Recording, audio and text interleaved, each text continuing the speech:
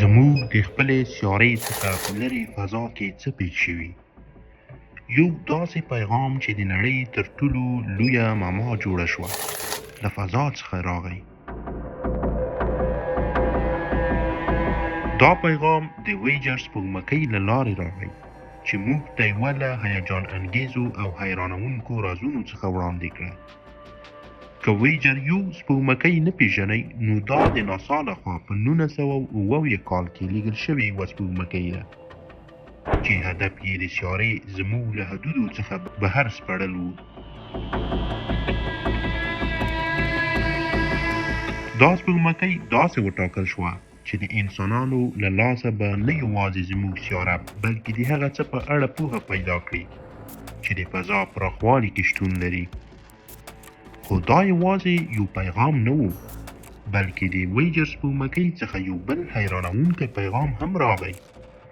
په 1970 کال کې د ویجر یو نه د راډیو سیګنال ترلاسه شو چې یوازې څو ثانیې دوام وکړ. خو هغه څو ثانیې هغه رازونه وړاندیز کړل چې موږ لا هم نه پوهیږو.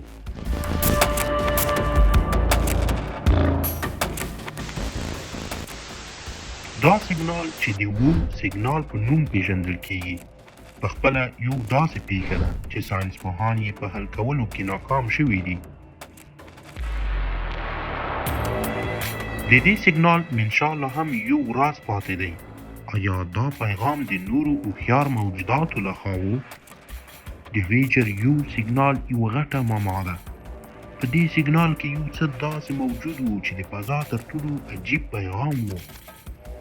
دا سیګنال یوازې څو ثانیې دوام وکړ خو هغه څه و چې د علم تاریخ کې یې هیڅکله هیر نه شو. ولې؟ ځکه چې دا سیګنال دومره غیر معمولي و چې هیڅ کس یې تشریح نه شوی کولی.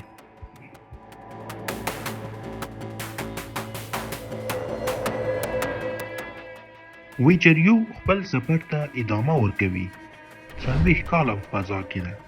خو دا سیګنال یوازې د فضا نه یو پیغام نه دی. دا زموږ پوهه هم زیاتوي چې د فضا پراخوالی څومره مرموز او پیچلی دی. څېړنې لا هم په دې سیګنال باندې روانې دي خو دا موږ ته د فضا په رازونو کې یوه نوې دروازه پرانیزي.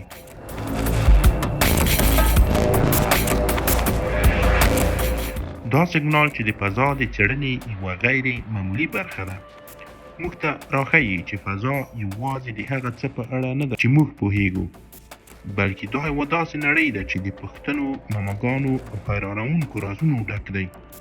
د ویجر یو سپوږمکۍ نه آخري انځور د مځکې دا ده، هغه وړوکې نقطه.